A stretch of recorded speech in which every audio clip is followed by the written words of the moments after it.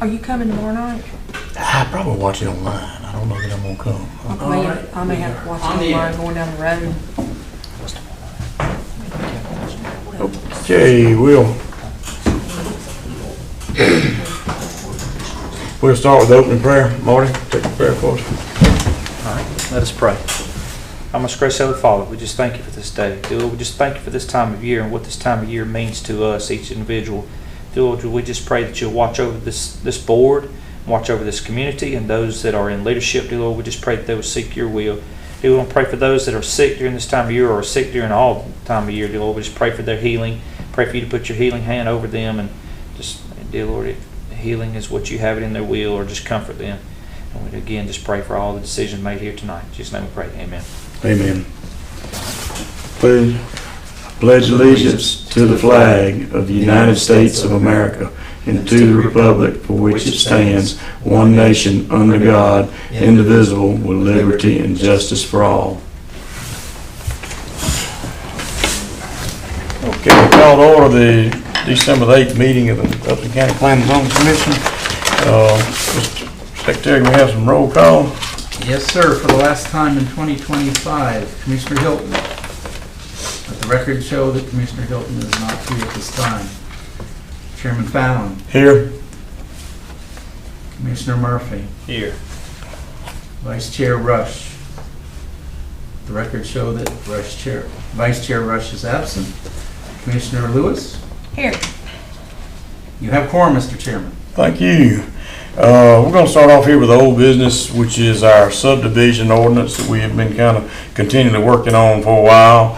You got your copies of it. Was everybody able to go over their subdivision ordinance? I think we really need to go ahead and kind of move forward with this. And I know I had several things in it that there was questions that we might want to address.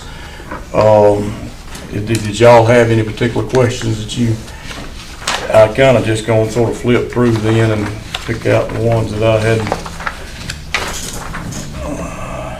Okay, we keep going back and forth over this, the vehicles and designated to be used, with home occupations and such. And in this draft, Doug, I think you got on here. What page is that to? That is 8, page 8. Using connection and come with the home occupation.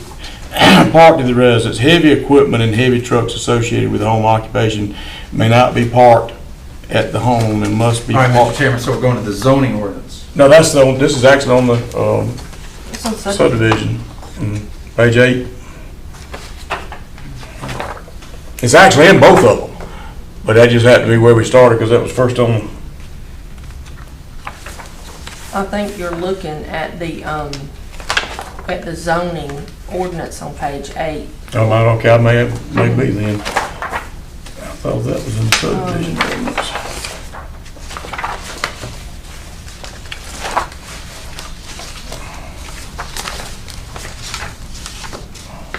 Okay, yeah, I did. I had it filed in the wrong spot. My bad.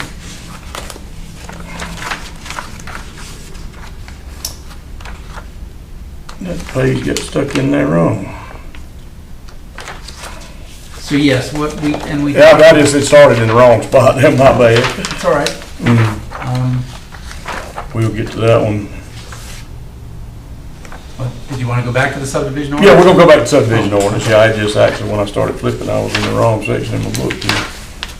Yeah, in the order of the ordinances, actually subdivision comes before zoning. Yeah, that's fine. There's no problem. Yeah, we can work with that. The conservation subdivision, in my opinion, I'd like to see it just gone completely. The whole conservation subdivision section, do away with that altogether. That appears to be opening up a can of worms. In my opinion, it goes counter to what we have looked at doing with the, AR and everything else. Basically, in my opinion, that provides for smaller lots that looks to me like, everybody that we've really had spoken in the past year over what they felt like, people in the county and even some of the other commissioners we've talked to seem to be opposed to that type of thing. So in putting this conservation subdivision stuff in here, what it does is it opens the door for all these things that we tend to be working away from. So in my opinion, I think we just move that conservation subdivision out of altogether. The whole section. I think that leaving it in there, you have a lot of, it seems like the sides are pushing toward the center, and there's never gonna be a happy medium if you leave it in there. I agree that it should be deleted from Yeah, the it entire. just opens the door for these smaller lotted subdivisions. I mean, we don't have much county water, residential county water. We don't have, I mean, if you have some private water systems, we don't have any county sewer. So that's, you know, and I don't anticipate that coming up in the next little while, you know, especially in our near future. I don't see that coming up. So I think if we just kind of delete that, it kind of shuts the door to some things that we have been working against. I totally agree. I mean, I'm okay with it. Okay? I mean, we're just a recommendation, the county commissioner's gonna make Right, a final exactly, yeah. decision anyway. Yeah. So Doug, if we could just strike that whole conservation subdivision out of it altogether. Absolutely. Let's see.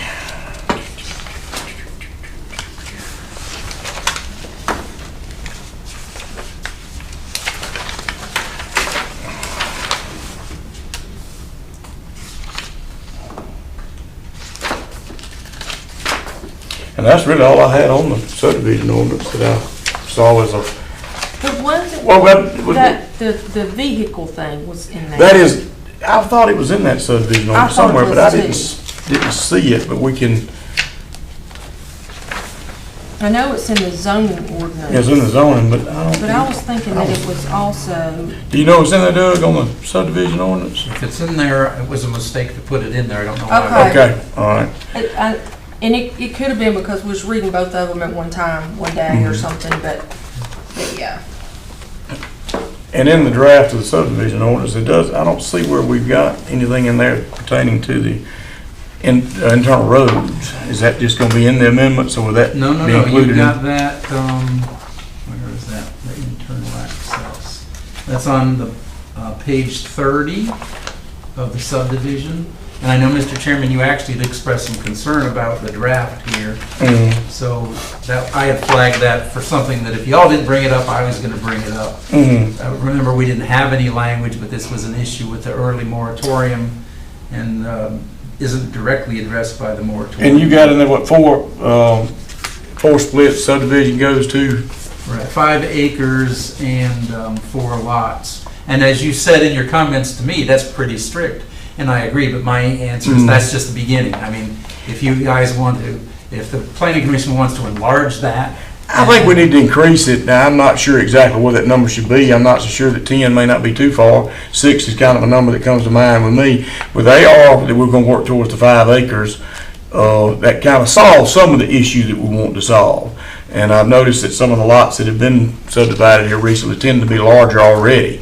So, you know, I'm kind of with a number of 6 splits go to internal roads. I mean, between 6 and 10 for sure, my opinion.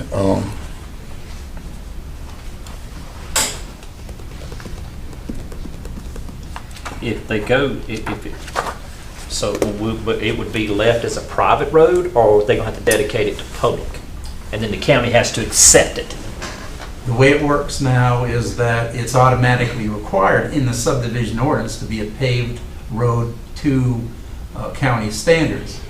But this board has universally, every time, granted a variance that it doesn't have to be paved. We've had and required successfully the minimum width for that right-of-way, but whenever somebody came in for the subdivision approval, and of course, if there's a new street, it can't be administrative, it's got to come to y'all. The planning commission has always granted that it doesn't have to be paved. I think that the non-paved ones have typically been on some smaller areas, not necessarily subdivisions particularly, some river properties and things like that, or private, you know, family type stuff. I think it's most of those have been those types of things, and it Doug, on whether it was granted, There was one non-paved. family that basically they had a very Mm. rectangular piece of property, and Mm. on one side was the road, and then they had their 4 family lots, so they had a private road that was as long as those 4 lots combined. Mm.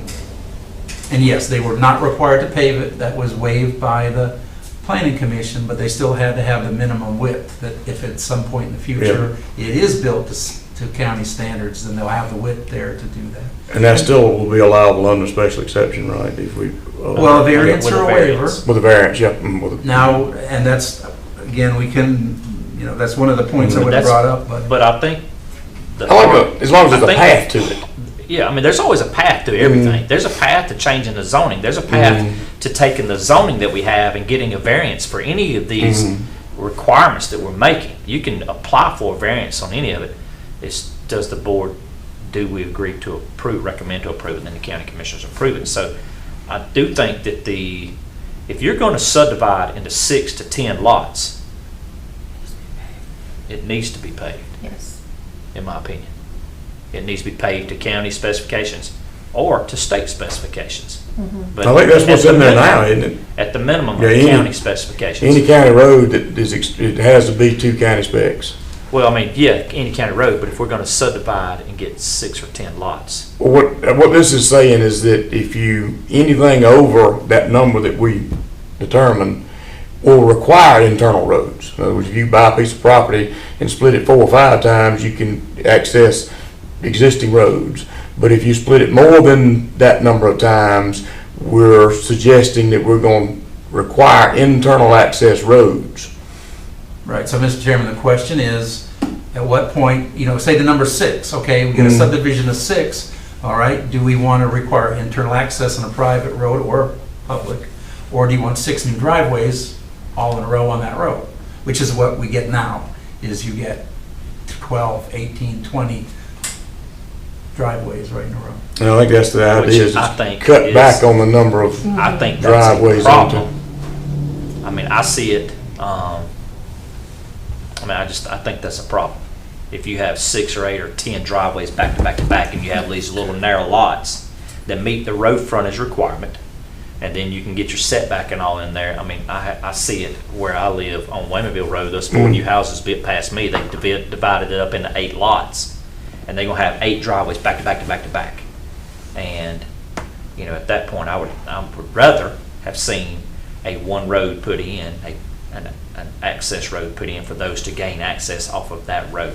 and what is that number of lots? That's what we're wondering, what I is think that if you hit number? the threshold of 6, That's kind of where I was at. 5 or 6, I Mhm. think if you hit that threshold, then Require internal access, which would deny access to the existing roads, which, I mean, that's what I think is what we're wanting. yeah. Right. I mean, you're creating a subdivision then. Yes. A neighborhood. You're creating a And neighborhood. is 6 kind of the number we think we want to settle on? I think so.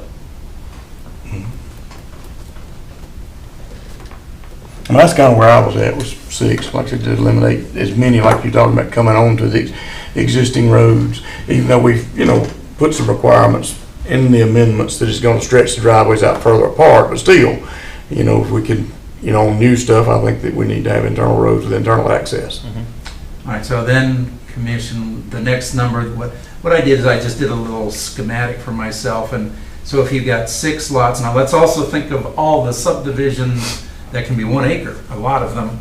So then you've got your 6 1-acre lots, you would need probably at least 1 to 2 acres for your road and any right-of-way. So then if it's the 6 more lots, do we want to have a number for the acreage for a threshold? So it's going to be one or the other.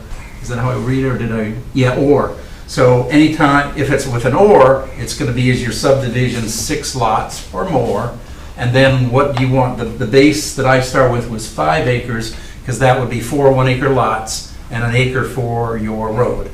So that's where that number came from. So now if we're doing 6 1-acres, do we want to add 1 more acre, 7 acres, or do you want to go to 8 acres? So Would that it if really be anything, necessary to have the number of acres in there? If you're just splitting any lot, regardless of what size it is, more than 6 times, it's going to require internal roads. well, some of those are going to be 6 1 acre lots, and some are gonna be. Will there be 6 1 acre lots 15 or 30. with an internal road? No, if you don't wanna do acreage, that's fine. I guess the acres will depend on where the zoning is. Yeah, with zoning, Yeah. that type of thing is gonna vary a lot because of your different zoning, your AR, your Rs. Well, it'll vary It's- twice. You got 2 densities. Yeah. One acre, and what you're talking about, 5. Mhm. That's it. Until you get to some of your, self-designed subdivisions. Mm. I'm okay with just leaving it the number of splits, to less complication to me. Now, you might have to elaborate on that to us if you see it differently.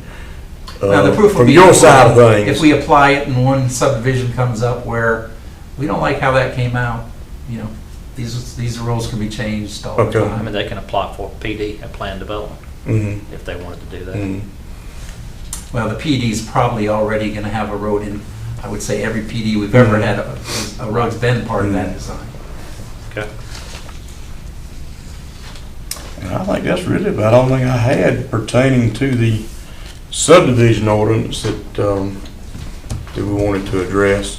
And then- Other than if the parking of vehicles is going, did you say that was in the So that's subdivision? definitely in the zoning. I know it's in zoning, but I don't think, I hadn't It's seen it not in in the, subdivision. okay, it's not in the, okay.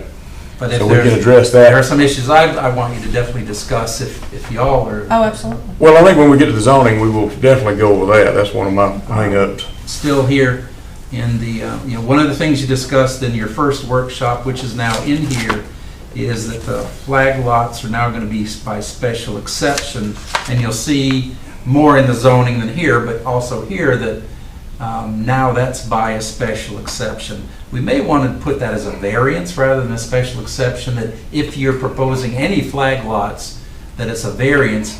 And the difference in the process is a variance stops with the planning commission, whereas a special exception normally is a use in our ordinance, and it gets raised all the way to the board of commissioners. So, number one, I guess the question is, should these flag lots be by special exception variance? I would encourage we change the language to variance. Now, if you would prefer that the final vote on flag lot be the board of commissioners, then we can leave that as a special exception. Although in this case, in this ordinance, we've also handed over, and this is a major point, in the past, as we just discussed, all variances and waivers were decided by this body. Now, in the very early drafts, before a couple of you were even on the commission, that got changed, whereas if it's a straight up subdivision with roads or infrastructure, you would still handle that. But as soon as they ask for a waiver or variance, that request goes to the Board of Commissioners. Now, that's a major change that was made, like I said, in the early drafts. That's nothing new, but I'm not sure if you've concentrated on that particular change. So that's something also to think about is the process for flag lots. And The flag lots, I think, should come through us first. well, and it would. Yeah. You would, but just like you are with the other special exceptions, with not variances, but rezonings, you're the review agency, whereas up to this point, you've always been the stopping point for subdivision plats, unless there's an appeal going on. So, and we don't, we can come back to that after I go over maybe a couple of these others. I think this is non-controversial, but on page 32 of the subdivision changes, there's a section that I called transitional lots. We have not discussed this before. The longer I have to work on this, the more suggestions I can make. Transitional lots is something we've been doing for years since I've been here, although it was an issue when I was first hired. And what you'll see is what will happen on a plat is somebody will create a non-conforming lot. And so the automatic reaction would be, well, that's not a legal lot, you can't do that.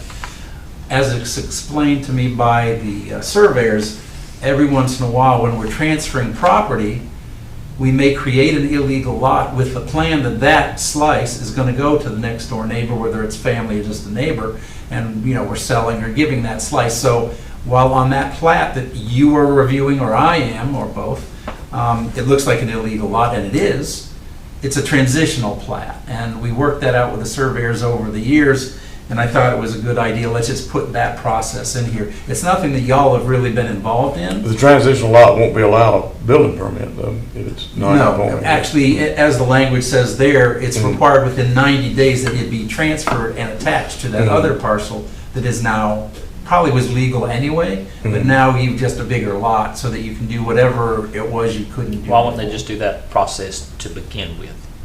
Do a boundary replat instead of doing a transitional lot, and then it has a 90-day dwell time or maximum allowed time. Why wouldn't it just be required, if this is the process you choose to go down, to go ahead and just initiate the boundary replat to begin with, go ahead and dedicate this particular amount of property to, you're just doing a boundary replat that time, you're just swapping property owners.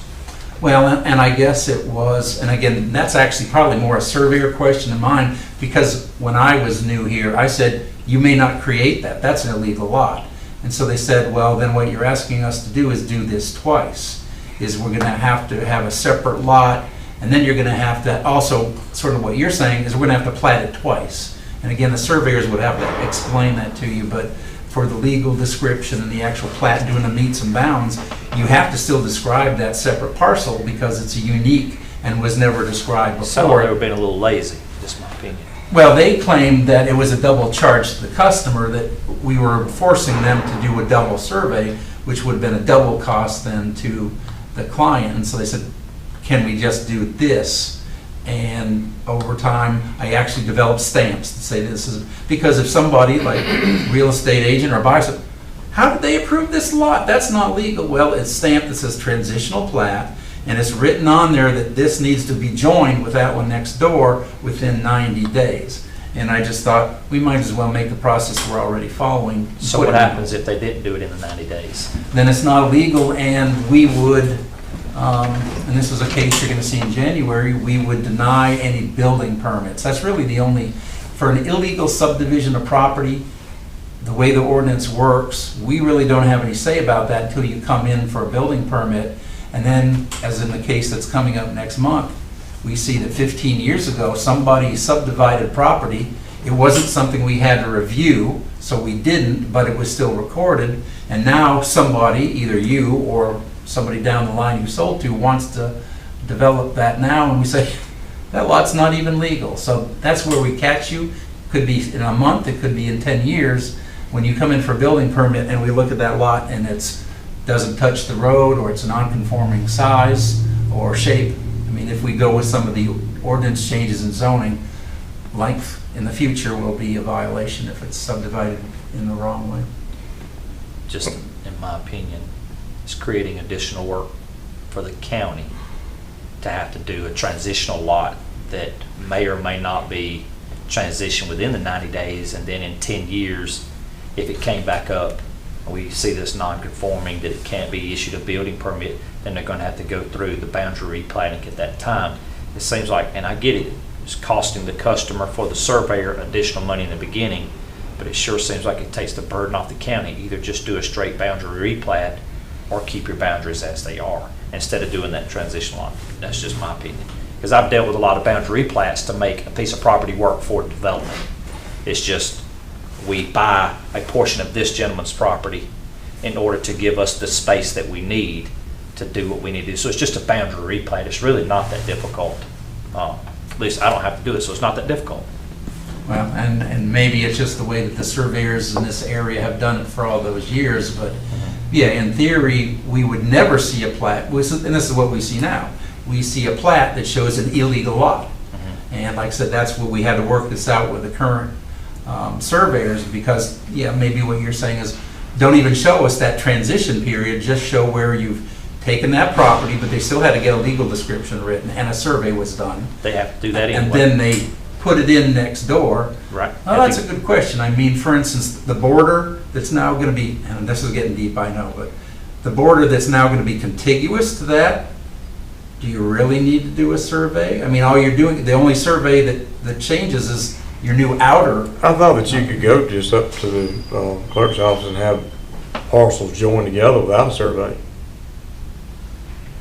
Well, you still have, You can, but you gotta have a legal description. Where are you gonna get the legal description? Okay, so yeah, I'm with you now. You gotta have. Because I the just- attorney has to drop that new legal description. I mean, I agree with you, it does sound crazy to survey a lot out that's non-conforming to Non-conforming, begin and then we with. allow it. Yeah. mhm. As non-conforming, Yeah. knowing that it's non-conforming, Mhm. it's kind of like, well, we're giving you 30 days to correct this. My thing is, if they come back in 30 days, they're gonna have to do what they were saying, gonna have to do it twice or charge the customer twice, or you're gonna have to charge them again in 90 more days. So instead of giving that opportunity for a transitional lot, I would, as a board member here, and if I served on county commissioners, I'd be like, Doug, it seems like additional work on you, just make the surveyor do a boundary plat to begin with. Oh, well, when they draw it out on paper to start with anyway, and it sees it's a non-conforming lot, they could just go and roll it in before they ever survey it. So you could Like take they said, that you out. gotta have legal description Mhm. of the lot, the lot they're creating to dedicate to parcel. We say taking part of parcel A, dedicating it to parcel B. They've got to do those legal descriptions anyway and surveys, so. All right, well, for purposes of your recommendation, so you want that out? Yes. And I can talk to some of our local surveyors and, because obviously they've been doing transitional plats, we'll see what they say. Yeah. All right. Let's see. So I know two of you surveyors have my number. If they have questions, they can call me and ask me. Absolutely. All right, then I guess that it was that question that we went to earlier is, you know, traditionally in the past, waivers and variances for the subdivisions have come through y'all and you've decided that. This new language changes waivers. You still review it and make a recommendation, but now you wouldn't have final say on the waivers and variances. That would be before, and I don't know what the Board of Commissioners, even if you decide to forward that and say, yeah, we'll give you the waivers and variances from now on. I have no idea what the Board of Commissioners, again, this was a change that we made very early in the process of amending these things. Well, for me, I still think that it needs to come through us because it helps me to understand what's going on elsewhere. Because it's hard to know what else is happening if it doesn't come through us. Yeah, well, you would still be in the review process, you just, you know, the question is when the public comes in, it's like, who makes the final decision? Variances, for zoning variances, you still make the final decision, but this would take the variance and the waivers out of your hands as the final decider. You would review it, but then it would go to the Board of Commissioners for final approval. Well, Just for ones those you gotta decide variances whether they and want it for waivers. that. I mean, if they don't want it, they can leave it with us, but that'd be their decision, not We'll ours. take the decision. Yeah, we'll take it, yeah. We'll take it if they want to give it to us, but that ultimately is their decision. I mean, I Yeah. don't mind making a decision. You know, I have no problem with that. Well, right now, your recommendation is for them to take it, because right now you No, I think you we do will. it. I think, So if you I leave it think the we back way it up, and let it leave it with us. Is that what you think too? Yeah. Yeah, I think we need to take that, yeah. Take that out. We don't Yeah. want that offered to them. All right, No. so you want to Yeah. keep the waivers and variances? Yes. Yes, sir. Okay. Yeah, I ain't serving on this thing. If I get a chance to make a decision, I will. Mhm. And I think in terms of major changes, that's all I have flagged. You can see with the red lettering, there are other changes, but a lot of them, I think as Commissioner Rush noticed at your last workshop, was basically administrative process and sort of maybe clarifying that sort of thing. So I don't think there was anything else I needed to bring up. Except most of the rest of the red letters are administrative process that just clarifies what we've been doing. Mr. Chairman, I don't have any more comments on the subdivision changes. Okay, well, you've got our suggestions on changes. If we could get those changes made, get us a full front out of the draft for us to look at.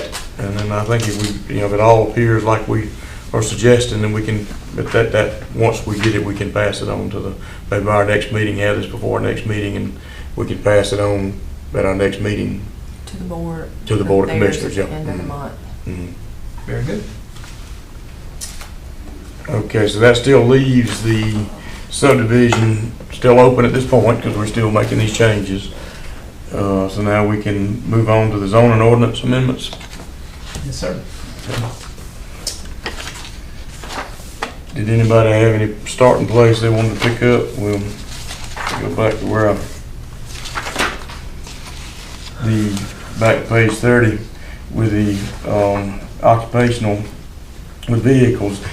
We've talked a lot about this back and forth, and, you know, we've run into some issues, I think, with Logan's Landing in particular with semis and that subdivision parking. And I really, for the most part, once you get to AR where you've got 5 acres, I think it's a lot easier to hide larger pieces of equipment and stuff like that. And I don't have a problem with the larger pieces of equipment on larger lots, but when you're in the smaller lots, you know, you don't, you know, Logan's Landing, just using that as an example, you don't want a semi parked in your front yard. They may belong to you, but your neighbor's looking at it.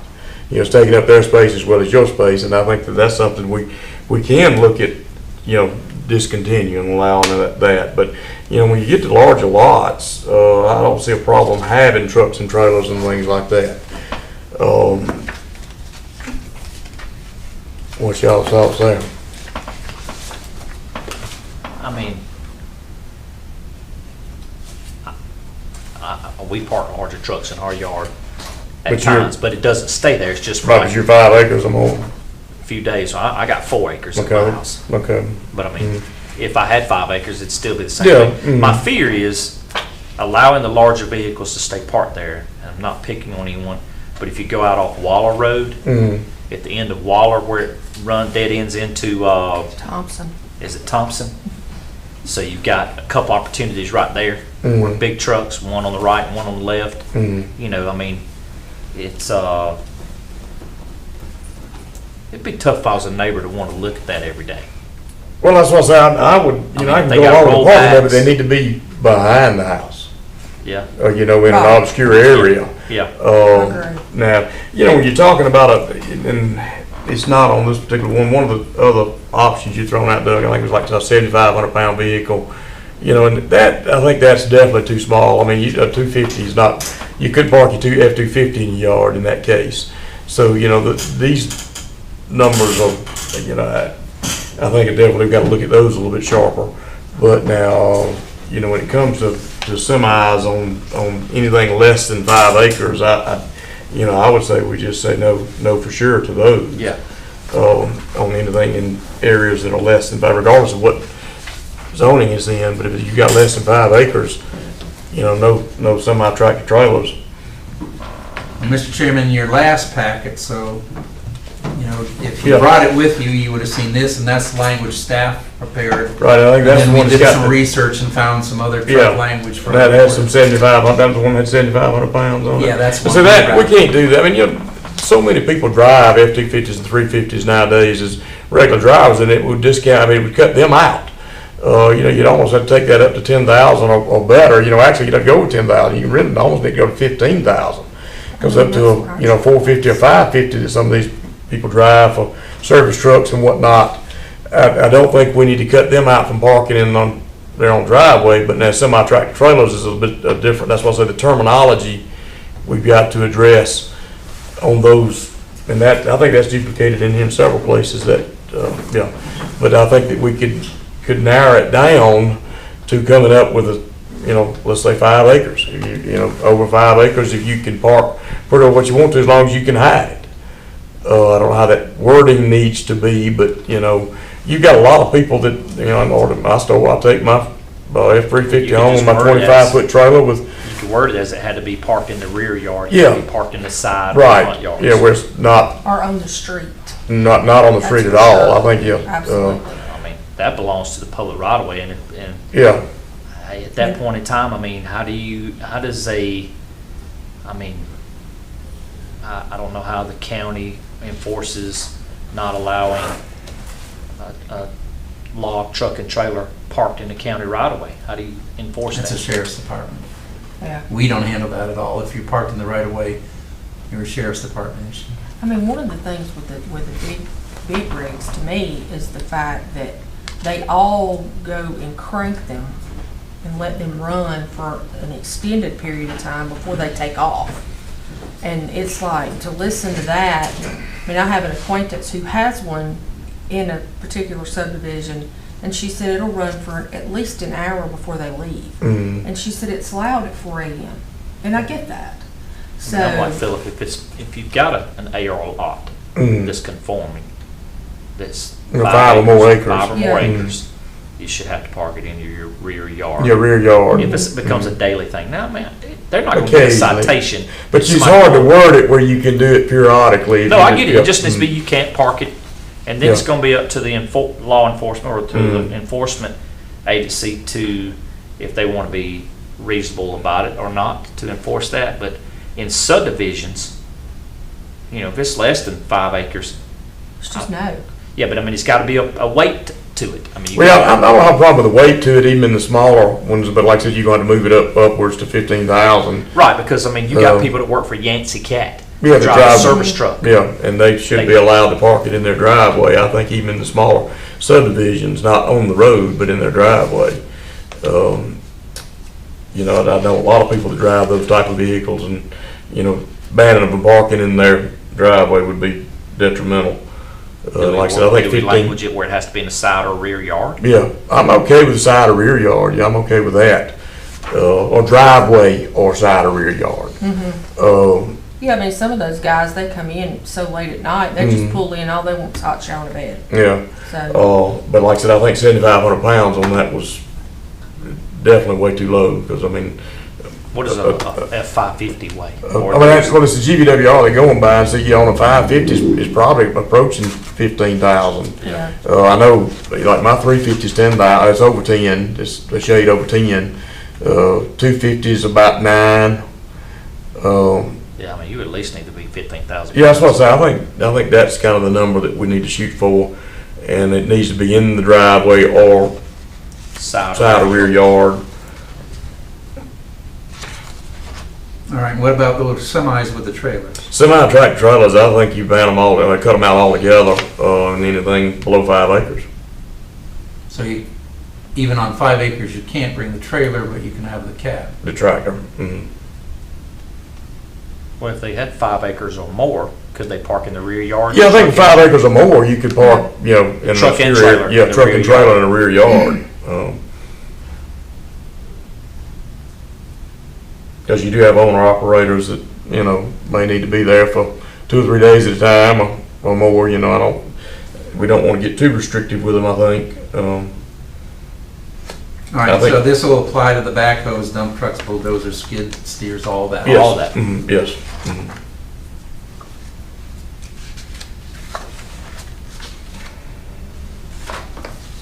We can probably create a new draft to work this in. Mhm.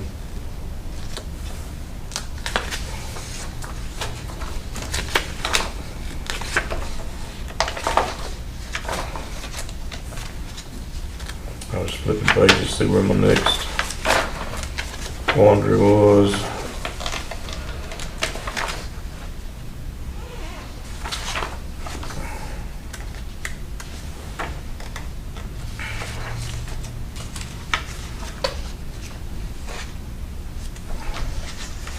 We did get the wording in on the cemeteries, I see, with the deeded access is a acceptable usage, and they are. Well, and I did have that marked as a question, was basically the language that you're suggesting only allows church-related. It doesn't allow for commercial cemeteries. And I'm not saying we've had a new commercial cemetery in the county in the 13 years I've worked here, but you are excluding commercial cemeteries. So you want to still eliminate those, or? I think we need to eliminate commercial cemeteries, and they are, yeah. Mhm. Okay.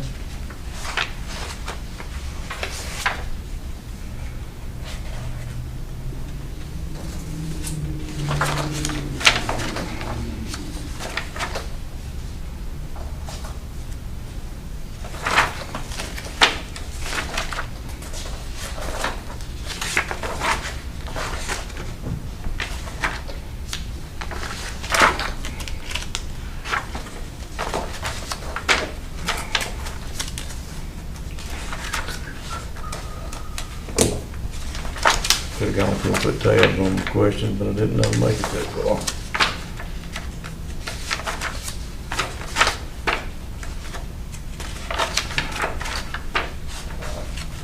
Ms. Lewis, do you have any? I do. Well, seemed like there was a couple more in there somewhere. Flag. I think it was more back in the commercial. Well, and if we go to page 41, we're to that question that I posed earlier, is the flag lots. Again, the language I think you proposed at your first workshop was special exceptions. And if we could spend some time just thinking about that, you know, if it's a variance, that sort of makes more sense because special exceptions are normally a use listed on the list. Doesn't have to be, but it could be. And then a variance in that case would stop with you. I'm okay with that wording, Doug, as long as we've got control of it. So go to, the variance is okay then? I'm okay with that. Consensus? Because like you said, most time a Well, we special move it back to exception us taking the is variances. is a change in the zoning. You know, In the use. in the use, that's right, I'm sorry, change in the use. They're still using it for a residential space, they just ask for a variance to be allowed a flag lot. So I think a variance is, I'm okay with that. If Chairman And Fallon and. most of the time, that's going to be in your subdivision anyway, Yeah. but there are occasions where it might come up in another issue. Right here, it's just a one by special exception. That would be a variance. It'd be allowed by variance. I was just making sure I was understanding that. And honestly, we could, in the way this is written, we could actually truly take it out and then, like, just as if it didn't even exist, and if they want to come in and ask for it and apply for a variance to allow that, do you have to put it in this? And I think the way this county's gone in the last few decades with flag lots, I think we need to have positive meaning. We need to say something about flag lots, whether it's limitations or times where it is allowed. We need to have something about flag lots because we Okay. have such a history with them in this county. I know, but I was hoping we could kind of start from here and just do away with that. And if somebody wanted to come in, it's up to them to figure it out, to ask for a variance. We're kind of giving them an outline to figure out how to do it. Oh, and I was thinking that if we went more in that direction, maybe we'd even have criteria that you considered when they asked for a flag lot variance. The way we would have to do it if we just eliminated all reference to flag lots is basically say, because you remember we have a minimum width of all of our lots, minimum frontage. Yep. That's it. We have no, because there's a reference in almost every zoning district now that while you do have I believe we call it lot width or frontage, you can go down to 30 feet wide. And as you know, we've changed the language in there to allow 60 and 80. So we would also have to remove all that language in all the zoning districts where you said minimum, even though it's a 200-foot wide requirement for the width of the lot, you can go down to 60 or 80 in those circumstances. So Yeah. we would have to go back and eliminate that, which we could do. I mean, this is your recommendation to the Board of Commissioners, so we wanted to say what you wanted to say. I'm not opposed either way on that one. I don't care. I think wording it instead of Uh, special exception for a Just variance by would be better. variance. Yeah. Well, and the good thing about that is it would be purposeful. Nobody will be able to sneak it by and, well, we didn't know that we were getting 5 more flag lots in that subdivision. No, you had to ask for variance to allow for that, so. Good. We'll change all those references to variance, which I think is the better way to go. Kind of my next thing I have flagged when we go to page 100 on the C1 commercial, on neighborhood commercial. But C2, huh? So Oh, yeah, I'm sorry, you're right, that is C1, C1, you're right. We added in here on section 1404, 1A, drive-through, drive-up windows and similar access is prohibited. Is that something normal? Remember, C1 I don't think you ever used it before I got here. C1, if you want examples of neighborhood commercial, automatically I think of Lincoln Park, who's got a couple of small convenience stores, and they've got some other buildings that probably used to be commercial. Now, there's no limit. Basically, the current language, as you see, says any retail business service customarily serving residential neighborhoods. As a zoning administrator, I'm just asking for a little more help. What does that mean, serving residential neighborhoods? If we list cleaners, salon, barber shops, laundromats, I think we can start to envision all right, what's really just for that neighborhood and what level of commercial would we Yeah, allow? but cutting out a drive-through window on those that you're allowing, those very things, the cleaners would definitely potentially use one. A laundromat would potentially use one. Why are you limiting the no drive-throughs, but a walk-up is acceptable? Because I don't think we want McDonald's and Burger King and every other place that's got a drive-through, even those coffee kiosks. If you're gonna go to that in a neighborhood, we want you to walk up. Now, if you're a cleaner and you wanna be someplace, you just go to the C2, which is what we have on 19, and you can do all that. But if you're gonna be in a neighborhood, like in Lincoln Park, where we've got 3 locations for neighborhood commercial, or if you think about, well, this is, I guess, just Jeff Davis, but if you think about that one convenience store in Jeff Davis, it's sort of the middle. There's nothing else around it. When I believe we got them to zone that to C1, and also I guarantee you that with C1, the one that's at the end of, it's on Hannah's Mill at the end of County Road. I absolutely got that one because they used to be AR, I think, or R2, and they let their occupation tax lapse for more than a year, which means any grandfathering you have went away. And so they came in to reopen that, and I said, nope, you lost your grandfathering 2 years ago. You're gonna have to rezone to what? Not C2 to C1, because that's neighborhood. There's no other, well, there's that building next door, which we won't go into, but really that's the only commercial is that one spot. And that shouldn't be C2. It should be C1. And like I said, this language just helps us decide what's appropriate in a neighborhood commercial. And just as your planner, I'm not opposed to little mom and pops like that are appropriate in your neighborhood. If it's a restaurant, maybe a mom and pop restaurant's appropriate, but I don't want your drive-through in there. Or I'm just curious of where that came from. You've explained that. I'm good. I don't have a problem with it based on those. I don't either at all. I'd also circle the 4 pumps and the 2,000 square foot, but that helps too. Yeah, I was thinking on that C1, 2,000 square feet, that's awful small. That's small, but based on his description, that's kind of the idea is to keep it, the neighborhood commercial and as small. I get it there. I go along with that. Right, not ban it totally, because there might, if you think of a lot of, big city neighborhoods, you got a bunch of residential, then you got the bar, and you got the barber shop, and, this is to allow, and we already have some of this. It's not unique to us. Actually, I can go along with that. I don't have a problem with that explanation. I think that was most of what I had questioned.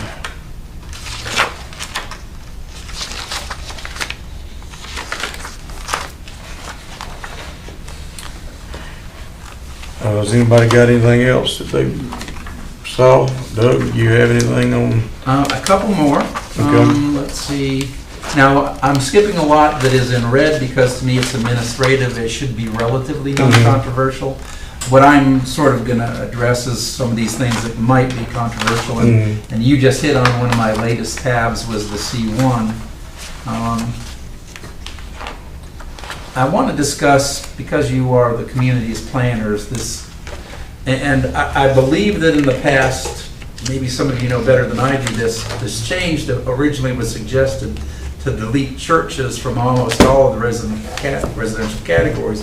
But then at your last workshop, you said, put it back in. Yeah. So we did. We put it back in. There was 1 or 2 where I moved it in the commercial, and I'll try to keep this limited, but in federal law, you can't treat large places of congregation, a church, a theater, some sort of auditorium, a special event center. If you limit churches a certain way, then you have to limit them the same way.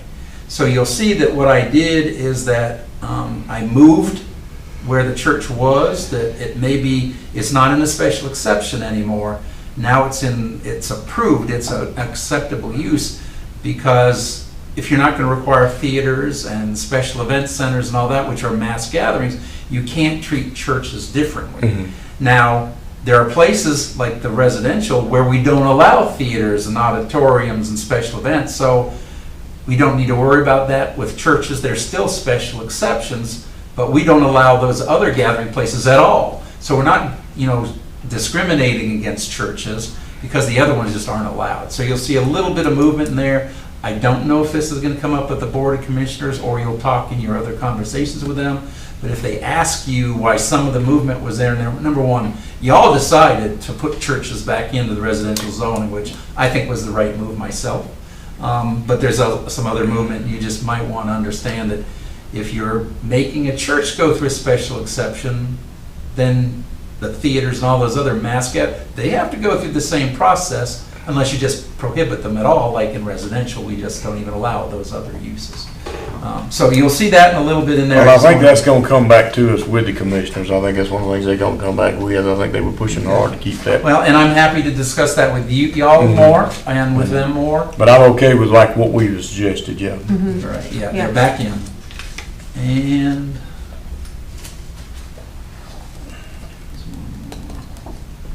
oh, and again, this is sort of administrative more than it's policy change, but on page top of 139, now that we've been doing this for a while, I'm sort of taking advantage of things that need to be remedied and fixed a little more than just what we started at the beginning.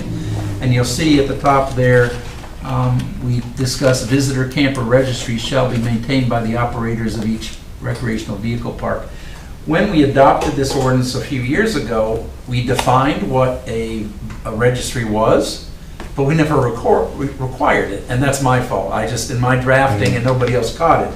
Now, I'm asking you to put this in, but if you didn't know this, and this was, I think, last year this got approved, we've actually disconnected. You see, we have an RV section of our ordinance, but you will not find RV parks allowed anywhere in any of the zoning districts. So it was the staff's opinion, and the Board of Commissioners didn't disagree, while we want to disconnect and not allow RV parks in Upson County, unincorporated Upson County, we're going to leave this section in, just in case some Board of Commissioners in the future, we won't have to reinvent our ordinance all over again. It'll be in there, it'll be just disconnected, or if we decide some limited path for RV parks.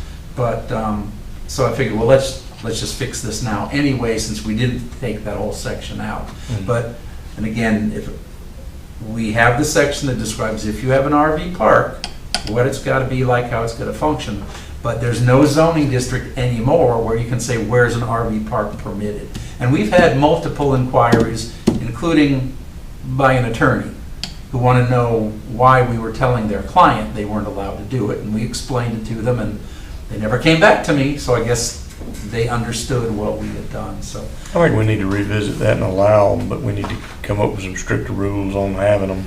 Because I think it's something that could be a positive for the community, but not extended stay. And to break out extended stay versus a standard RV park. Well, you'll see we've got enough recreation here that we could draw somebody could draw some business with it, but the extended stay, I'm not in favor of in any way, shape, or Well, form. we have 5+ pages there that describe, if you have an RV park, how it's got to function, what it's going to look like. So I think we did pretty well. But yeah, I think it was still too lenient. It allowed 6 months. Yeah. Well, and there's a And conflict. it didn't require them to leave the park. They could swap places. And that gets you to an extended stay. And that's something that if you want to address right now, we can, because. We got enough on our Well, plate. we have for a this. conflict, Yeah. and you're right, but Mhm. we've talked about other conflicts. Mhm. If you go to the camping definition, in our definition section of the zoning, Mhm. camping is not defined as what we have in the RV Right. ordinance, it's shorter. Mhm. So we actually have a conflict. When I'm camping in the RV park, and that says I'm allowed to stay this long, but if you look at the definition of camping, I'm not allowed to stay that long, so Mhm. which is it? So if we don't fix that now, we may want to at least discuss it. I think we can move that to a future, but yes, we need to address that, I do. Well, say. especially since right now we don't allow new RV Yeah. parks. Mhm. Okay, next. And that was all that I had highlighted. Again, there are many other administrative sort of changes, but nothing that I thought that merited a lot of discussion. Okay, well, we've got your list of things to get changed and get back to us ASAP. Next year? We'd take it this year if you get it to us. Well, you got this one 8 or 9 days in Yeah. advance. We did? I'm sorry. Actually, I think we did skip over one of them. We skipped over adoption of the minutes. Yeah. I apologize for that. We need to drop back here a minute and, does anybody have any issues with the previous minutes? I'm good. Have Make a motion to approve. Second. All in favor? Aye. Okay, as we do, we skip around frequently. Any new business, the 2026 calendar, has everybody looked over it? I'm good with that, yeah. All right, we need a vote on that, Mr. Chairman. Okay, Make a motion to approve the calendar as presented I for second. 2026. all in favor? Aye. Aye. Thank you.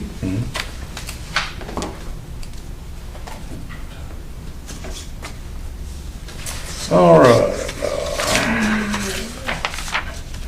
We have no other business, any planning commission issues and announcements? I have none. Secretary's issues and announcements. Yes, I'm so sorry that we're missing Commissioner Hilton tonight, because this is his last meeting. He notified me a couple of weeks ago that he was not going to reapply. So this ends his 9-year tenure, and we're very appreciative of that. You also see that another moratorium was adopted. That new moratorium, which just continued the old one, will now go to March 5th. And we get questions about this every week. Did the old one expire yet now? Can we start up again? And no, it has continued. So obviously that's very reliant, not just on your work, but once your recommendations go to the Board of Commissioners, you know, what they decide to do with that. Some of you may know, maybe you all know, but tomorrow at the Board of Commissioners, the Serenity Lake appeal hearing for your decision recommending or denying the preliminary plat as being appealed at tomorrow night's meeting, so that will be going forward. And in terms of maybe being more timely with some of the submittals you receive, within the next week or two, certainly before December's out, we'll have interviews of a planner for the planner position that's been open for over a year. And this would not be just an intern, this would be somebody permanent to help me do what I already do, and then actually maybe to do some other things that we haven't been able to get to in Upson County. And that concludes my issues and announcements, Mr. Chairman. Okay, the only other thing I'd like to do is make an appeal to anybody that's listening on what limited crowd we have here. If anybody is interested in what we do up here and would like to be seated with us, please fill out an application and apply for it. We'd love to hear from anybody that'd like to do it. We put a lot of work and effort into what we do, and we'd like to have people that have opinions and ideas about what's going on to be involved with it. Other than that, I have nothing else. We'll adjourn the meeting. Kill the camera, Mr. Doug. Yes, sir. Bill, if I don't see you for Christmas. Thank y'all. Y'all have a great one. Jack. Have a Merry Christmas. If I don't see you. too. Tell Ricky I said, hey, so you feeling all right? He's doing good. Good. Now, did you fill this form out? Do I have it? Yeah, I'm gonna take the money this year. Now, don't forget, now you gotta find the time to go to the ladies and do all your paperwork. It don't take 5 minutes. All right, y'all. Hey, buddy, how you doing? Good. All right. Y'all. Good to see you. Happy Merry Christmas to you. I guess I'll be seeing you sometime before Christmas. Yeah.